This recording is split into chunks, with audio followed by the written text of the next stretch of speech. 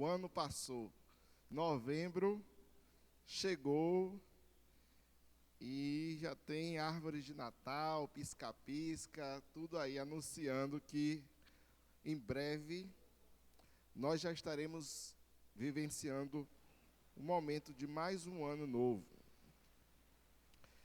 Esse mês de novembro, a nossa igreja estará refletindo sobre a igreja e o seu testemunho. É claro que nós somos logo direcionados a lembrar do texto muito conhecido de Atos, quando Cristo diz que receberíamos poder, sermos as testemunhas dele, não só em Jerusalém, na Judeia, mas até os confins da terra. E essa igreja que é testemunho, ela ao olharmos, nós precisamos de alguma atenção, porque aqui mesmo, nossa escola bíblica, a Dalvinha trouxe um exemplo para nós. Um exemplo de que algumas pessoas motivadas, nós não sabemos especificamente o porquê, talvez contato, com experiências negativas, talvez exemplos nas televisões, que não refletem o verdadeiro sentido do que é ser igreja. E nós precisamos refletir qual é o nosso papel como igreja e a importância de sermos testemunhas daquilo que o Senhor já nos fez. Eu queria pedir aos irmãos para abrirem a palavra de Deus na carta de Paulo aos Coríntios, no capítulo 9, primeira carta de Paulo aos Coríntios, capítulo 9,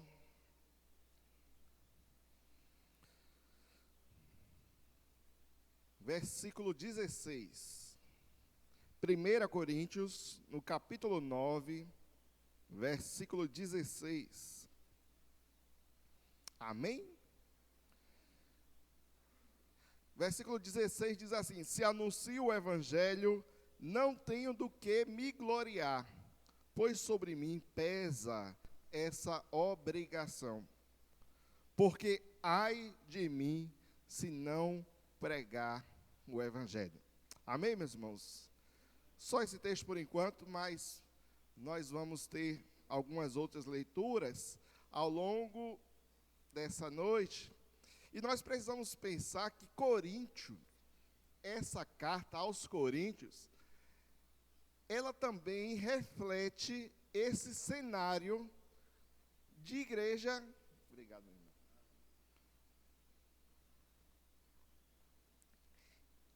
Esse cenário de igreja que às vezes nós somos tentados a não reconhecer como um povo de Deus. A carta aos Coríntios, ela é uma resposta de Paulo a uma série de problemas que aquela igreja estava vivenciando, e não era só vivenciando com conflitos internos. Não eram questões pontuais, como, quem sabe, ali aos filipenses, que tinham duas irmãs, que não estavam se falando direito. Não era uma questão como a carta aos Romanos, em que Paulo estava ali, sabendo da realidade daquela igreja e queria um incentivo, uma cooperação para a proclamação do evangelho em novos locais. A carta aos Coríntios, ela vem colocar um dedo na ferida da igreja, porque ela vai retratar realidades como divisões, partidarismos. Existem questões doutrinárias no culto que estavam equivocadas. Existiam questões relacionadas à promiscuidade sexual dentro da igreja. Envolvimento com idolatria e imoralidade. E por aí vai. Mas ao longo da carta, Paulo menciona que a igreja que está em Corinto, a igreja que às vezes a gente olha para essa percepção, para essa realidade e vê assim, não é possível que seja a igreja. A igreja que estava nessa cidade de Corinto, uma metrópole do mundo antigo, muito agitada, muito rica. Era uma cidade que existia um grande fluxo de pessoas de todo o mundo em razão da sua localização. Uma cidade que tinha 2 portos. Então, o fluxo de mercadorias e de pessoas, de visitantes, era muito grande. E Paulo, ali no Atos, no capítulo 18, menciona como essa igreja foi plantada. E essa igreja ela não foi plantada numa passagem rápida. Talvez tenha sido a igreja que Paulo mais demorou, 1 ano e meio ali pregando o evangelho. E ali no começo ele estava pregando o evangelho e trabalhando, construindo tendas, para não ser pesado aquelas pessoas que ainda estavam tendo os primeiros contatos com o evangelho. Mas os irmãos de outras igrejas enviaram um suprimento, enviaram doações, ao ponto que ele conseguiu não mais precisar trabalhar, vivendo dessas doações, para mais ainda se dedicar à pregação do evangelho. E essa igreja então nasce com a pregação de Paulo, e quando ele deixa ali o irmão Apolo, tanto é que logo no início dessa primeira carta, ele fala o quê? Que Paulo plantou, Apolo regou, mas é Deus que deu o crescimento. Mas essa igreja, talvez ali envolvida nessa questão cultural, nessa busca por pessoas que representem a sua liderança, se envolveu em questões de divisão. Olhavam para uns, eu sou de Paulo, outros, eu sou de Apolo, outros de Pedro, e ainda tinha aqueles que se diziam, eu não sou submisso a homem algum, só me submeto a Cristo. Esses são os mais perigosos. A igreja também estava, como mencionado, vivendo questões da imoralidade. O culto a Deus Afrodite, naquela época, era celebrado de forma que existiam prostitutas cultuais, que estavam ali vendendo os seus corpos para a manutenção do templo e como uma forma de adoração às divindades. Existia também, por ser uma cidade grande, forte, rica, o cidadão se olhava com orgulho, sou cidadão de Corinto, sou rico, sou forte. E isso também refletia na igreja. O culto era uma bagunça. Um queria falar mais que o outro, um queria mostrar que sabia mais que o outro. E todas essas questões foram criando essa atmosfera totalmente destruidora, essa atmosfera totalmente oposta ao que é o sentido de uma igreja que consegue ser uma testemunha fiel. O próprio Paulo enfrentou dificuldades com essa igreja, porque existiam pessoas ali que não o reconheciam como um apóstolo. Esse aí não é apóstolo, não. Ele andou com Jesus? Não. Esse aí era opositor, perseguia a igreja. Outros falavam, ele não prega nem tão bem assim, eu gosto é de Apolo, porque Apolo fala bem em público. E nessas situações, nessas dores, nessas angústias em que o apóstolo Paulo estava vivendo e tendo que pastorear, confrontar, exortar, é que nós nos deparamos com o texto desta noite. Porque Paulo está aqui mencionando a sua realidade como pregador, como apóstolo de Cristo, e como ele havia sido enviado por Deus para pastorear aquele povo. Nós sabemos que existem na nossa Bíblia 2 cartas destinadas aos Coríntios. Quantas foram, a gente não sabe, de fato. Sabe-se ao menos que essa primeira carta aos Coríntios não é a primeira. É a primeira que nós temos. Mas existia uma antes. Que logo no capítulo 1, Paulo fala assim, ó, eu já exortei a vocês em correspondências anteriores.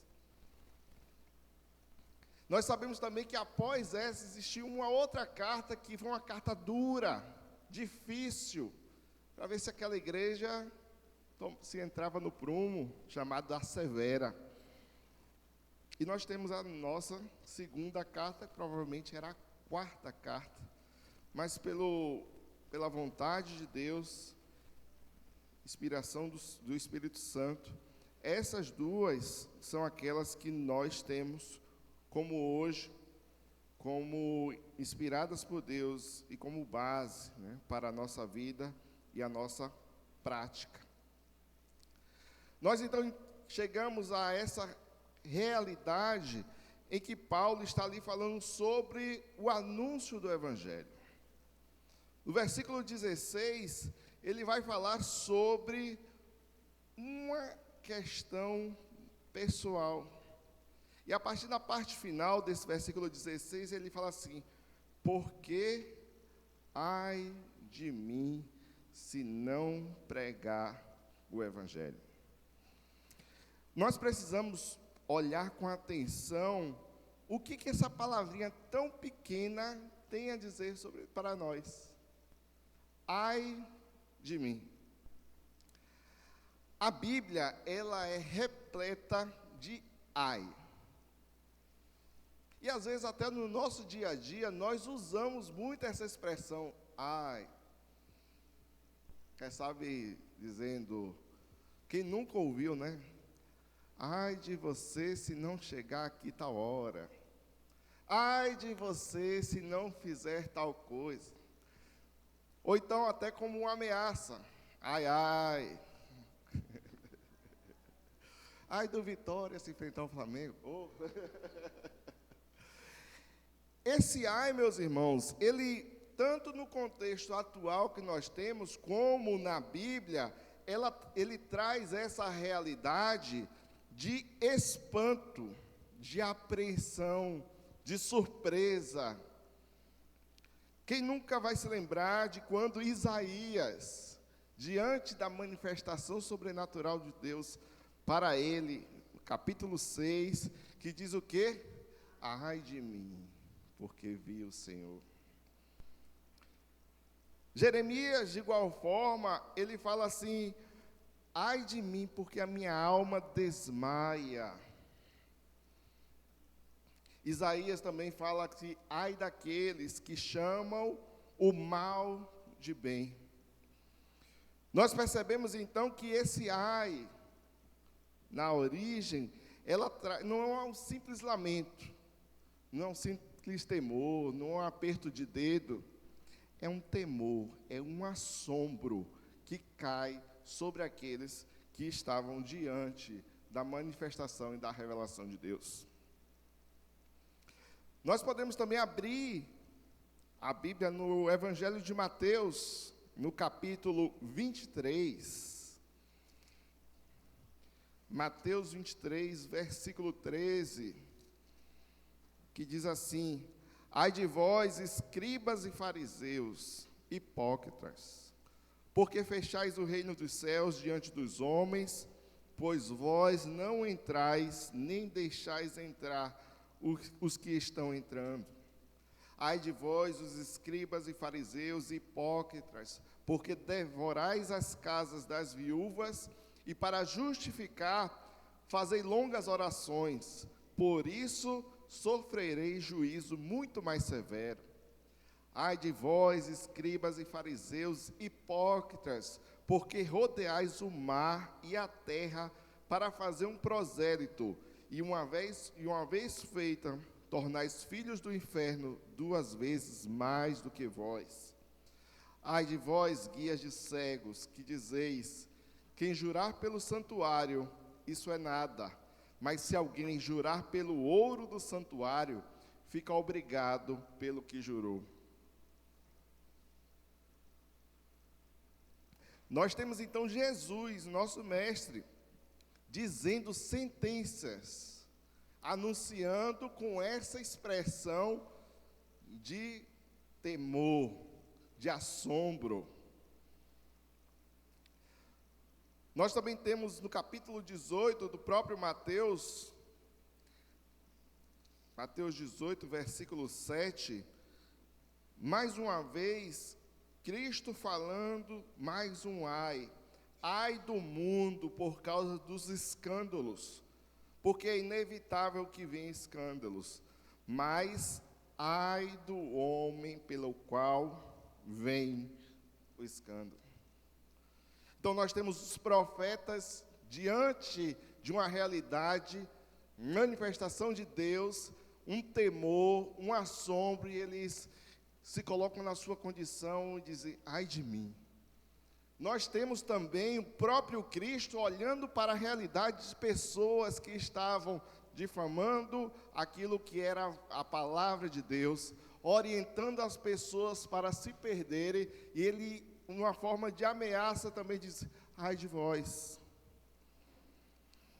Mas também nós temos o próprio anjo, em Apocalipse, no capítulo 8, versículo 13, dizendo: então vi e ouvi uma águia que, voando pelo meio do céu, dizia em grande voz: ai, ai, ai dos que moram na terra, por causa dos restantes das vozes das trombetas dos 3 anjos que ainda têm de tocar. Então, quando nós olhamos para Paulo dizendo: ai de mim, ele está carregando toda essa responsabilidade, toda essa apreensão, todo esse temor diante daquilo que era algo catastrófico a acontecer com quem não fizesse o que ele está para anunciar.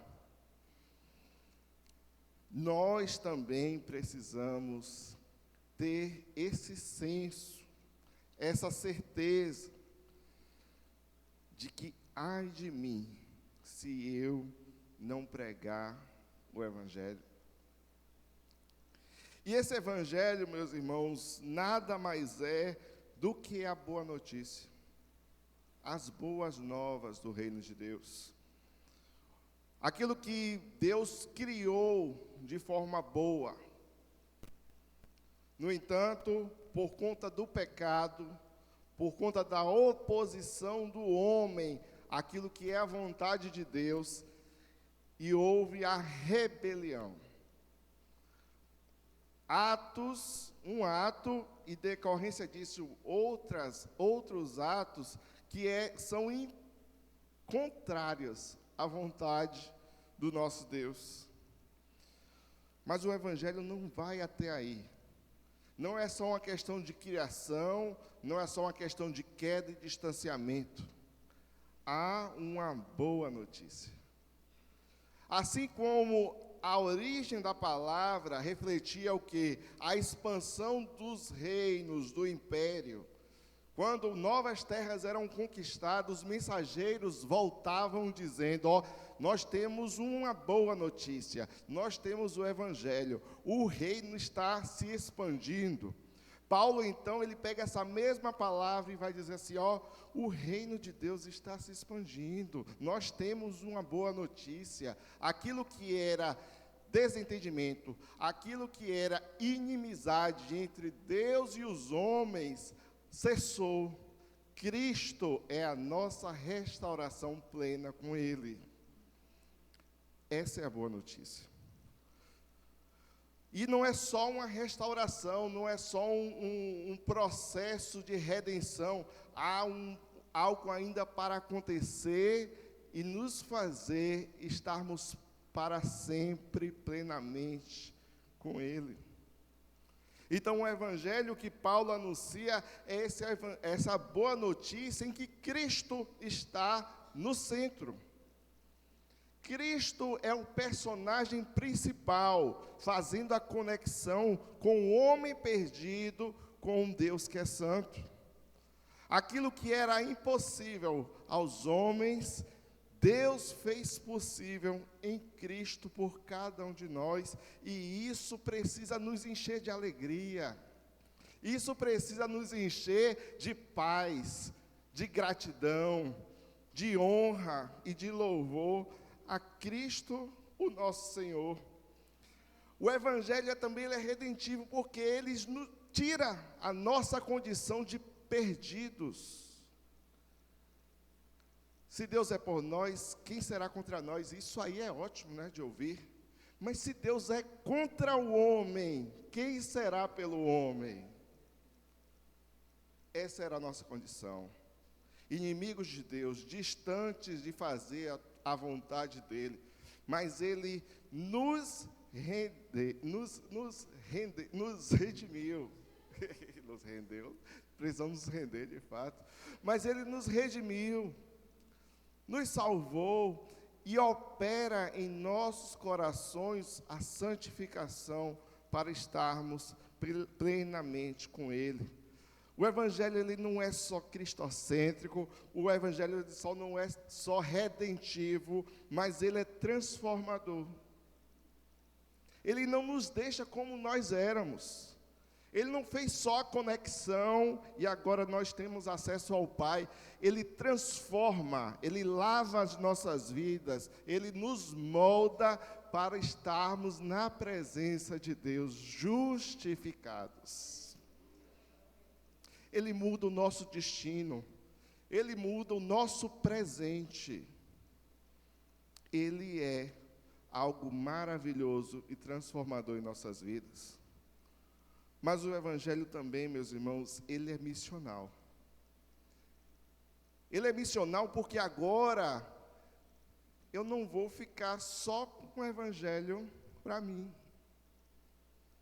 Eu não vou ficar só, obrigado por essa redenção, obrigado porque eu era seu inimigo, Deus, e agora eu sou seu filho.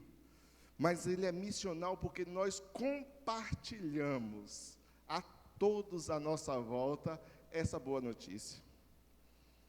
Ele não pode ser guardado. E não é não poder de eu querer. O Evangelho ele é tão transformador que ele é um rio que flui do nosso interior e é impossível a nova criatura não testemunhar esse Evangelho a outras pessoas. Ele precisa ser compartilhado, precisa, mas é natural que ele seja compartilhado por aqueles que já receberam essa boa notícia. Quem não quer compartilhar uma boa notícia? Quem não recebe algo de bom grado e fica só para si? Isso aí já demonstra que, de fato, o Evangelho não alcançou essa pessoa. O Evangelho, como foi lido aqui essa noite já, ele é o poder de Deus. É o poder, a única forma em que Deus age para a salvação de todo aquele que nele crê. Não foi isso que nós lemos aqui no início? O mesmo poder, meus irmãos, que ressuscitou Cristo, também nos ressuscitou. Nos tirou da nossa vida morta, nos tirou da nossa condição perdida, nos tirou da distância de Deus e nos trouxe para cada vez mais perto do que é dele.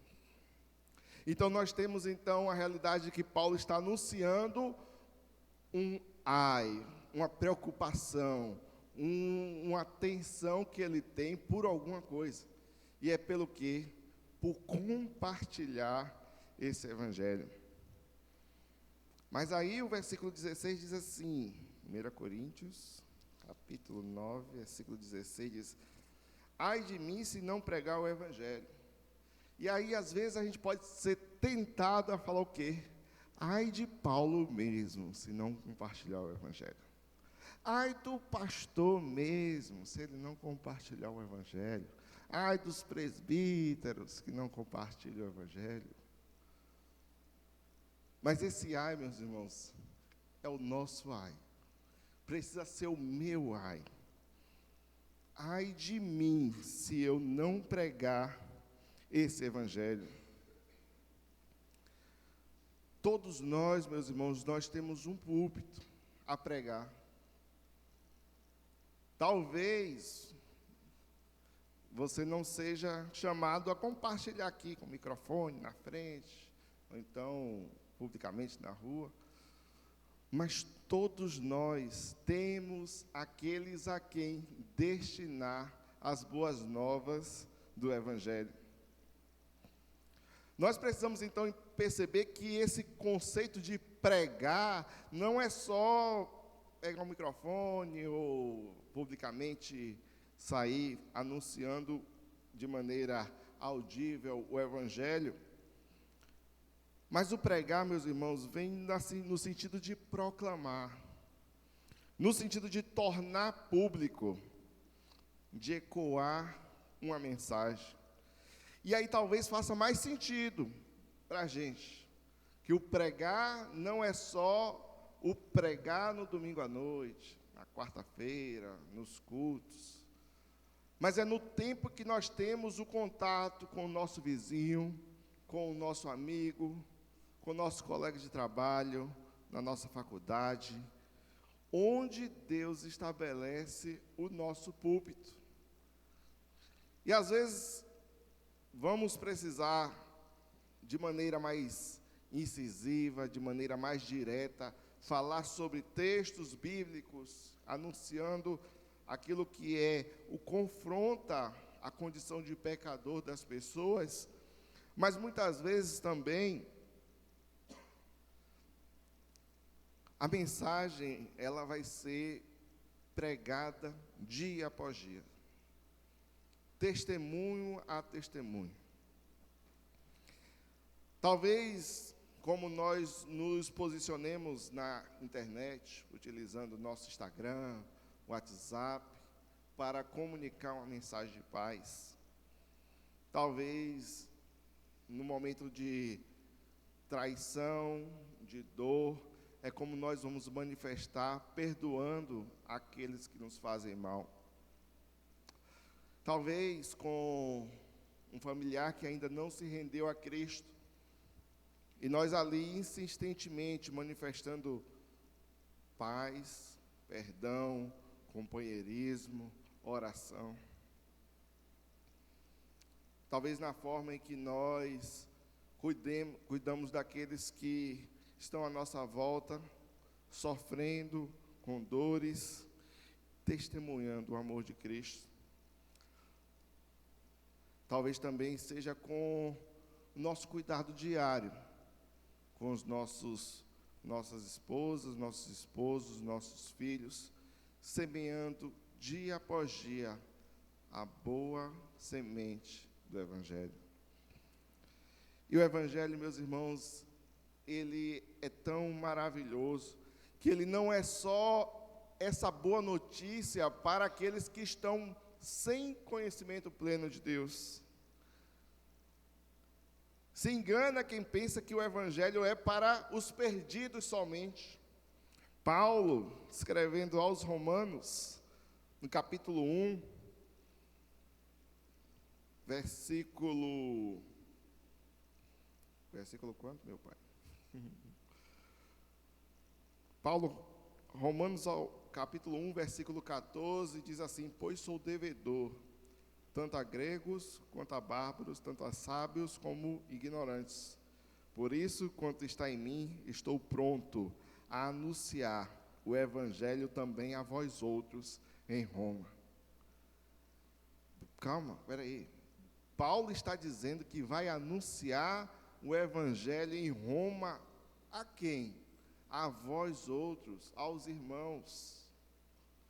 Então nós precisamos entender que o evangelho tem essa função também. Ele não só traz a mensagem de salvação ao perdido, mas também ele restaura, ele renova, ele lava a nossa vida, a nossa alma diariamente para irmos compartilhando uns com os outros. Paulo está dizendo que, ó irmãos de Roma, eu quero estar aí com vocês para compartilhar o evangelho, aquilo que o evangelho tem feito na minha vida, fazer saber também o que o evangelho tem feito na vida de vocês, para que assim sermos cada vez mais lavados. E assim também nós, meus irmãos, precisamos aqui, não só lá para fora, não só, tá? Não vamos ficar só aqui nos lavando, cuidando dos outros, não só isso. Mas o evangelho também é isso. É inspiração, é motivação, é cuidado mútuo, é mostrando o caminho, encorajando e exortando uns aos outros. O evangelho tem essa função de salvar os que estão lá fora, mas também ir lavando todos nós que estamos aqui dentro. Mas por que é tão urgente? Por que Paulo, então, tem essa mensagem de apreensão? Por que ele está tão aflito e lembrando dos profetas, lembrando da mensagem de Cristo, dizendo, ai de vocês, cuidado, ai, ai. Muitos estão perecendo. Muitos estão se perdendo. Muitos estão, como diz a palavra de Deus, não discernindo qual é a sua mão direita da sua mão esquerda.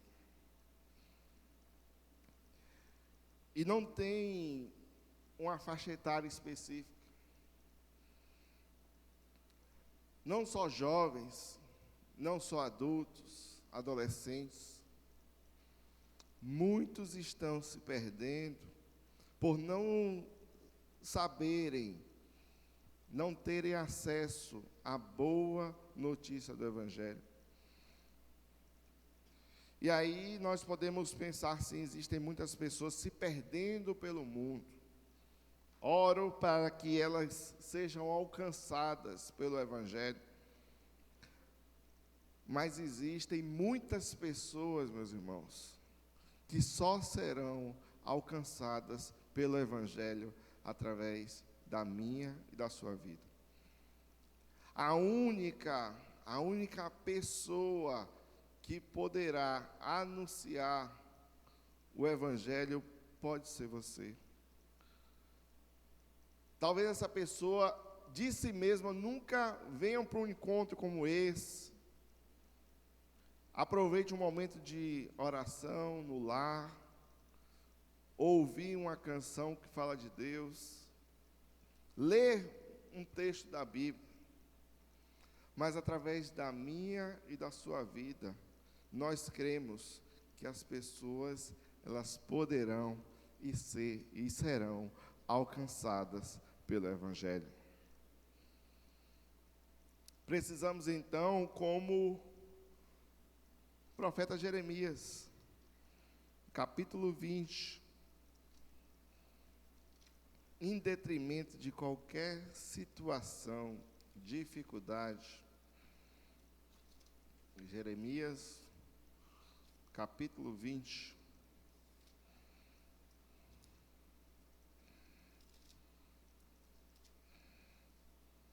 versículo 6,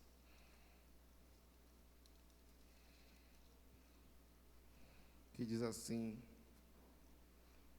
versículo 6 não, versículo 9, quando pensei, não me lembrarei dele, e já não falarei no seu nome, Então, isso me foi no coração como um fogo ardente, encerrado dos meus ossos.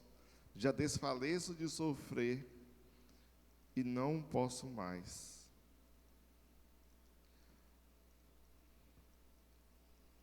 O profeta Jeremias havia sido levantado por Deus para anunciar a sua vontade a um povo que era rebelde, a um povo que não queria ouvi-lo. E ele estava muito triste, muito sentido, porque uma questão não é não ser ouvido, mas Jeremias estava sofrendo oposição por fazer aquilo que era o mandamento do Senhor na vida dele. Então ele decidiu que se calar. Eu vou me omitir, eu vou me silenciar, eu não vou mais falar aquilo que o Senhor quer de mim. Mas ele entendeu que ele não poderia fazer isso.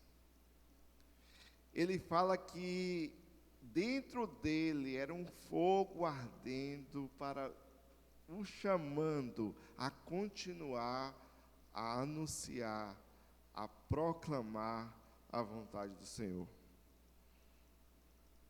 E nós, meus irmãos, podemos pensar, talvez, alguma circunstância do nosso dia, alguma pessoa, alguma situação que nos faz fazer repensar, não o nosso relacionamento com Deus.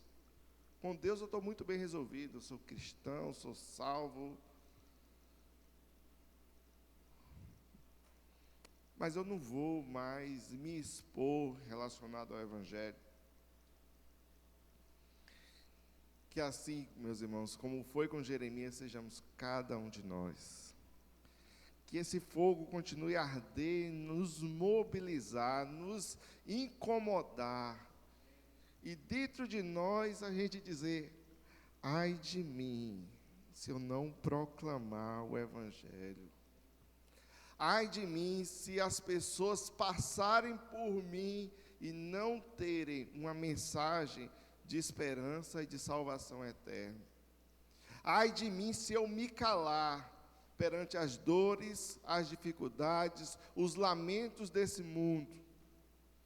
Ai de mim, se estiver ao meu alcance fazer o bem, anunciando a palavra do Senhor, e eu não fizer. Que esse temor preencha o nosso coração, que esse temor preencha o nosso dia a dia, que não passemos um dia sequer sem refletir nessa maravilhosa oportunidade que é proclamar o Evangelho do nosso Senhor. Amém? Vamos orar? Pai Santo, nós queremos sermos testemunhas fiéis do Senhor, Pai. E precisamos encarar isso com compromisso e responsabilidade daquilo que o Senhor já depositou em nossas vidas, a mensagem das boas novas. Mas nós não queremos, Senhor Deus, nos silenciar, apesar, Senhor Deus, das dores desse mundo, apesar, Senhor Deus, das dificuldades que afligem a nossa alma, que nós, Senhor Deus, nos posicionemos de uma forma de total entrega e submissão àquilo que é a Tua vontade. Os profetas tiveram, Senhor Deus, experiências sobrenaturais contigo, e essas experiências renderam tanto temor e impulsionaram eles a serem cada vez fiéis à palavra recebida do Senhor. Muito mais nós, Senhor Deus, que recebemos, mediante a graça de Cristo Jesus, a boa nova do Evangelho, que sejamos, Senhor Deus, cada vez mais comunicadores, proclamadores e anunciadores das boas novas para as vidas que estão à nossa volta. Que dia e noite essa mensagem pese na nossa mente e no nosso coração. Ai de mim se não proclamar o Evangelho do Senhor. Ai de mim se eu não for uma testemunha fiel que proclame e testemunhe aquilo que é a vontade do nosso Deus para toda a terra. Essa é a nossa oração em Cristo Jesus. Amém. Amém.